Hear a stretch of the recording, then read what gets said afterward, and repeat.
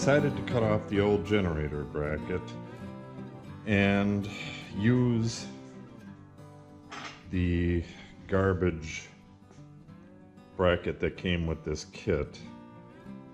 I hope to replace this as soon as possible. I just can't do it right now, and I need to get this job done. So this is going on. It's gonna leave, I'm not sure how much you can see that, but it's gonna leave the generator cocked maybe a degree, possibly 2 degrees. So what it'll do is, I don't think it'll put a whole lot of extra stress on the generator. As I put this in, I'll try to cock it a bit to straighten it out. And hopefully I can get this. I'm going to take some drawings of the dimensions on this, and I'll make my own bracket and replace it, and then replace that belt while I'm at it. But I want to get this job done so I can drive this out of here and use it this spring. So this is going in, and the alternator will be going in as well. So I need to cut right here. It's, I don't know, I think it's 1/4 inch plate steel. So it's not going to be easy. I'm going to have to see if I got something that'll fit in there, to some kind of power tool to get in there.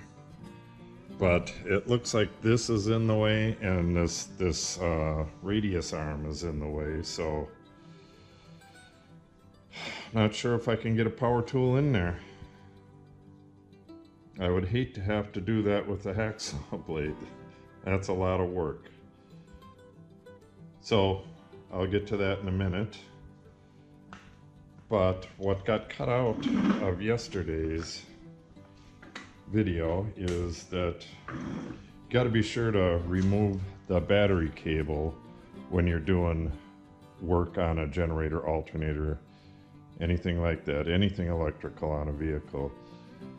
In this case, because I'm swapping the battery out from a 6-volt to a 12-volt, I'm just going to leave it out until I'm done. But don't start work on something like this with the battery still in and connected. Disconnect the negative cable or take the battery completely out like I did.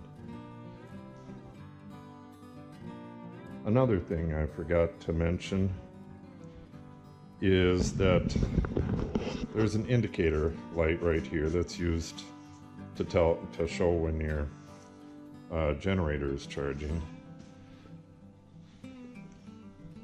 Really can't see it from the back. It looks like it's been disconnected by a previous owner.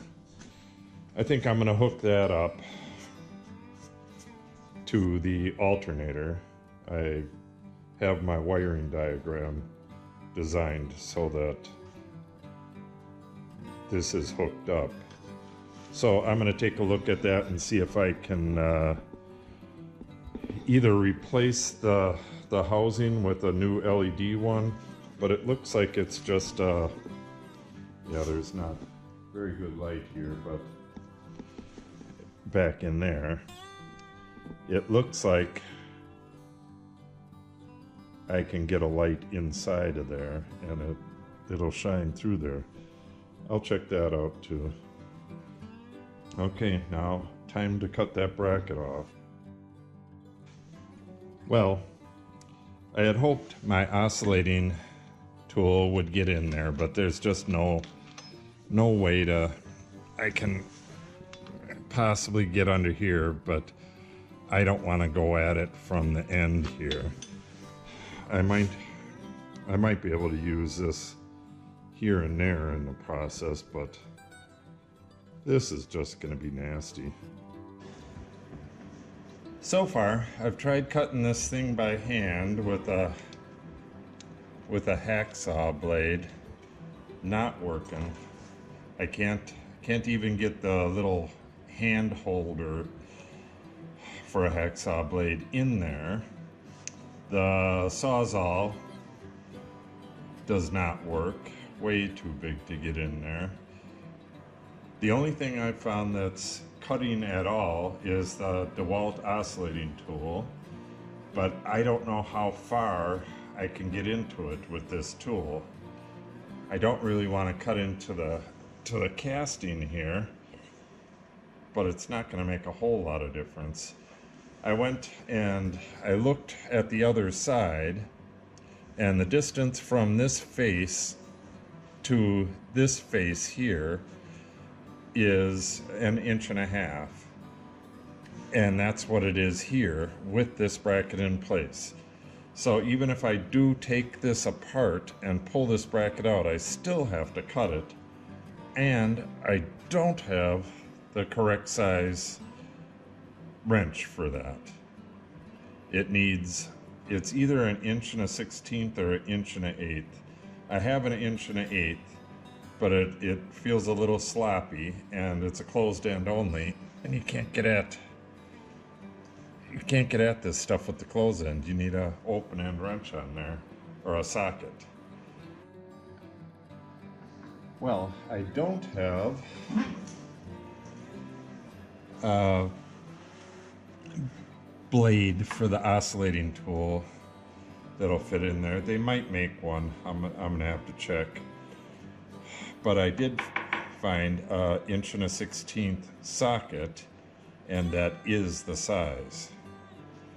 But I can't get it on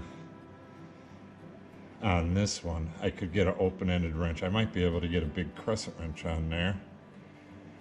So I'm going to try a few combinations, see what I can find, or I might have to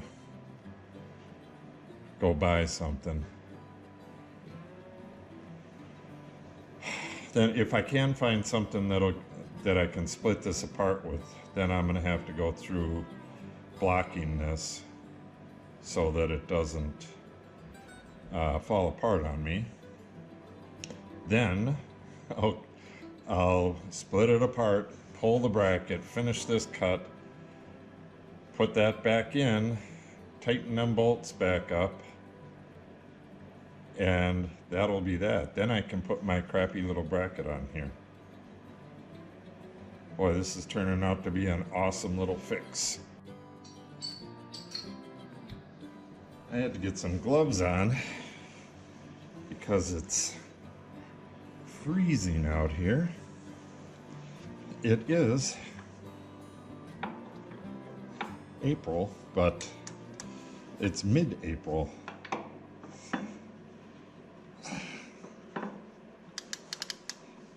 So, oh, I got the ratchet on wrong. It's April 16th, and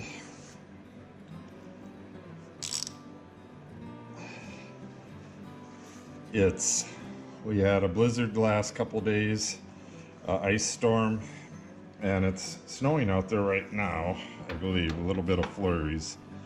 But it's supposed to stop today, and then on Wednesday, it's Monday today, on Wednesday, we're supposed to get 5 to 8 inches of snow. Man, does that suck. Okay,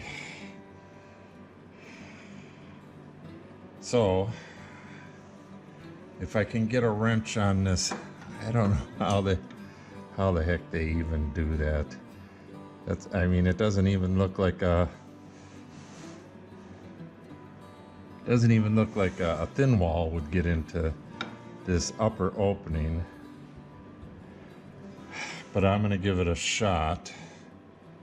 Maybe all I need to do is wedge something in there to keep it from turning, and then I can get a socket on this one and split this thing apart. But that means I gotta block this up. Let me find some blocking and I'll be right back. Now, I need to lock the brakes, and on these TO-20s, this is your pedal for the brakes, and here's your brake lock, and then you obviously have your single pedals, but Now with the brakes locked, I can get some blocking under this and get that bracket out of there, cut it in half, and we're off to the races.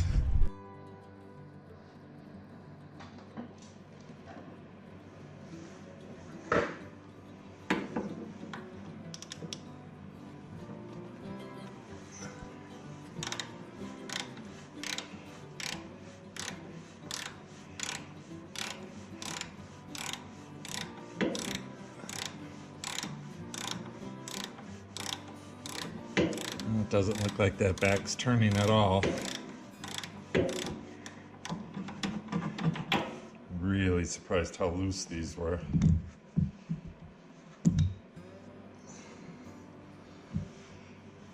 Usually everything on a tractor needs heat. But this one wasn't very rusted up. This one was obviously stored in a shed somewhere, which is a good thing. Boy, this metal's cold.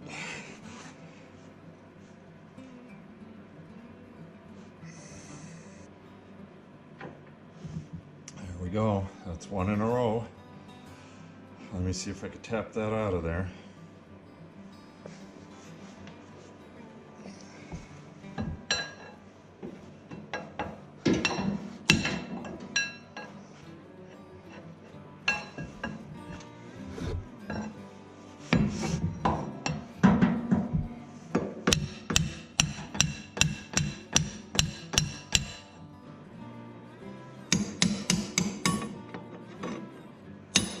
Bit of pry bar action.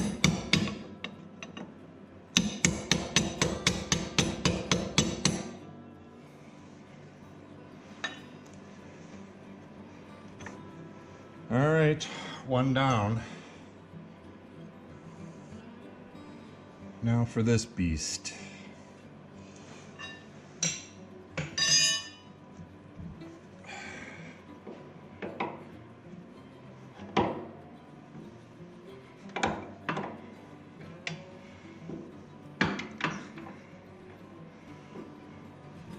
I hope this thing doesn't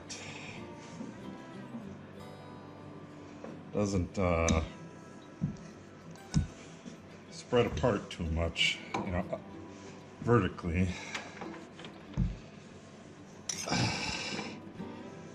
So that I have to use a jack to line them back up again. That could be time consuming.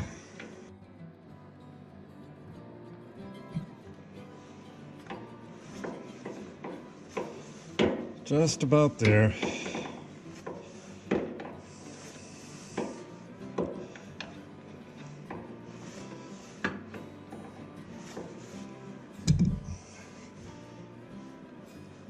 Still not coming by hand though.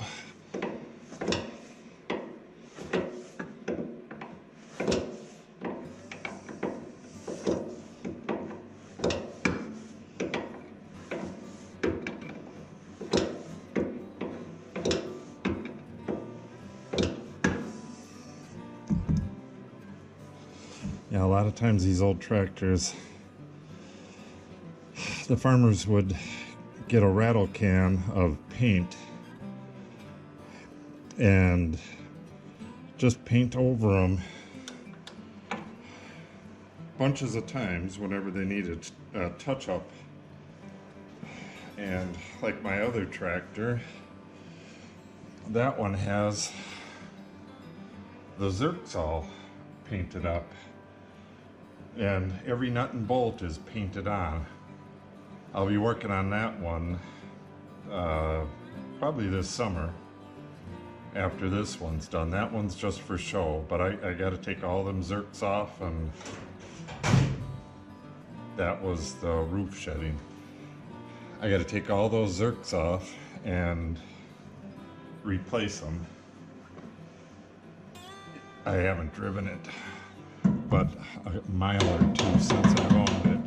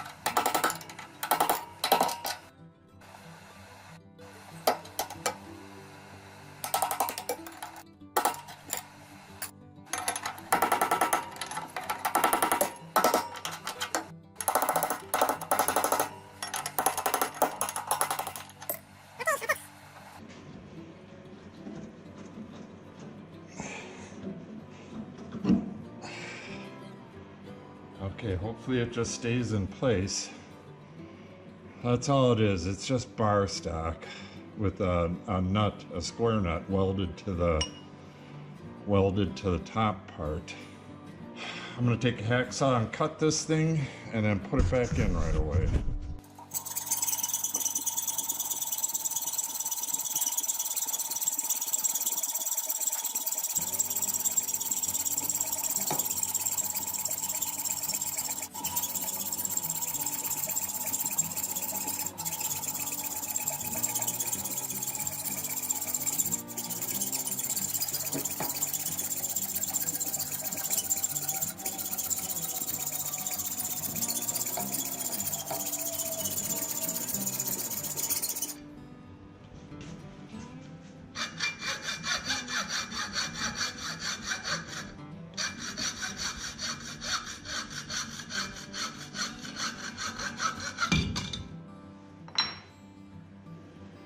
Alright, I'm gonna try not to get my big clumsy ass hands in the way while I'm doing this. Hopefully this thing didn't move and everything goes back in the way it came out. Alright, this first one will be the hardest.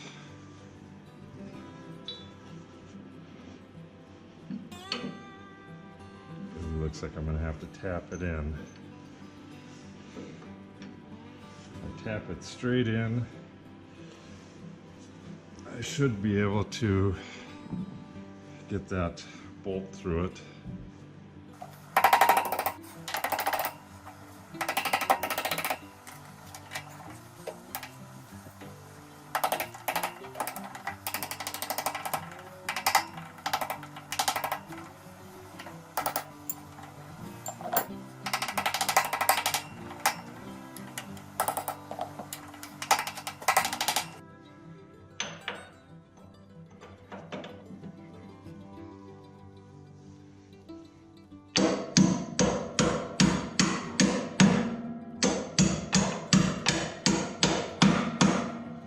Alrighty then. At least she's not gonna come apart now. All is well. Well, there it is. That is the hole I was trying to get to. Now, let's see if the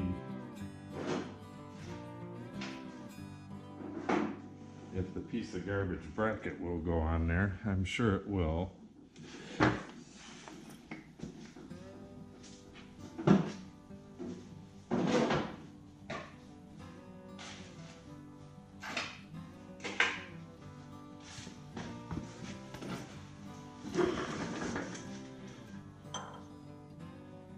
Okay, that's how it's supposed to sit.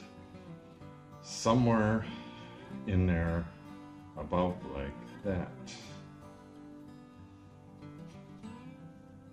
So I do believe I need to reuse the original bolt going through here, and the kit comes with the bolt that goes through the lower holes on the alternator.